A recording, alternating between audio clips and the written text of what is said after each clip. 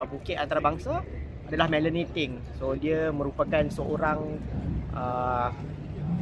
graduan yang berumur 23 tahun. So dia memang passionate pasal isu-isu di Bukit Antarabangsa lah. Saya rasa untuk pembaharuan politik di Malaysia, khususnya di Selangor, kita perlukan lebih banyak adun muda disebabkan isu-isu untuk anak muda ni agak berbeza sikit dengan isu-isu orang lain. Sebagai contoh, untuk anak muda kita mungkin kebanyakan mereka mengalami kesukaran untuk pergi ke kerja sebab kos yang tinggi dan sebagainya. Jadi kalau kita ada adun muda yang memahami isu orang muda, kita mungkin dapat membawa suara anak muda untuk menyediakan sebagai contoh transportation yang dengan harga yang berpatutan ataupun connectivity yang memudahkan anak muda untuk kerja. Itu yang pertama.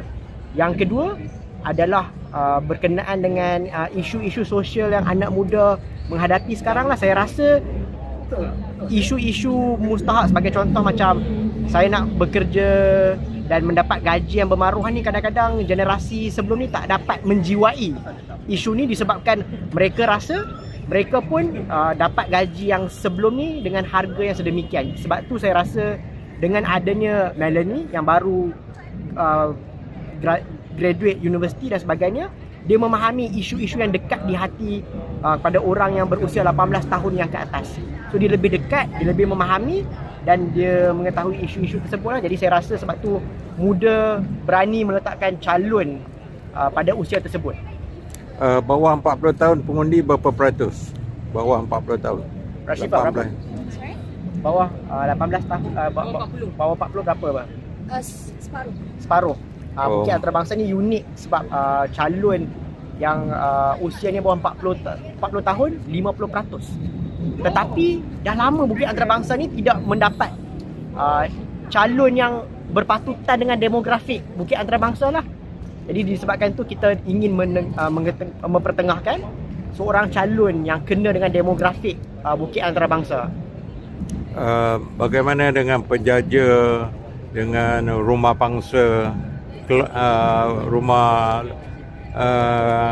rumah kos rendah, nak tackle dia orang ni macam mana? Okey, so saya yang tu seeloknya calon yang menjawabkan. Tapi apa yang saya boleh nyatakan tentang track record atau parti muda sebelum ni, kita mempunyai seorang ahli parlimen iaitu Syed Saddiq di Muar dan juga seorang adun di Puteri Wangsa, Amira Aisyah.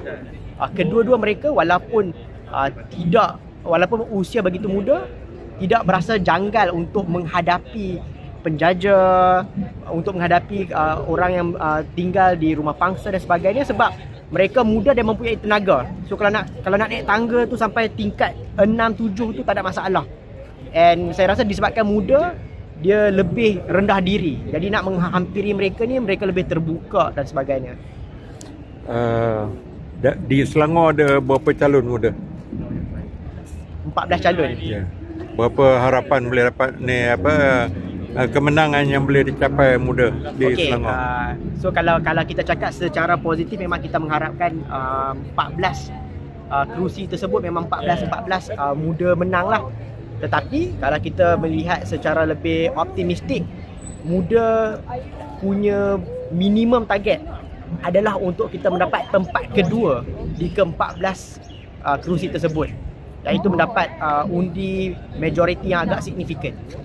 Bagaimana kita boleh strategi lah untuk tackle dia orang ni, terutama warga emas ni mungkin blur sikit tentang muda kan.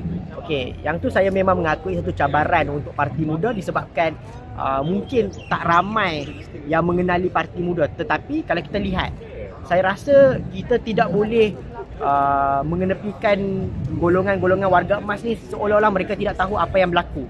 Disebabkan kalau tengok Perikatan Nasional pun parti yang baru, tetapi orang tahu Perikatan Nasional ni terdiri daripada komponen mana, PAS, Bersatu dan sebagainya. Saya rasa warga tua sekarang pun dah lebih celik internet dan sebagainya. Jadi muda boleh menyampaikan ataupun menyampaikan mesej bahawa mereka bertanding melalui saluran tu. Itu yang pertama, option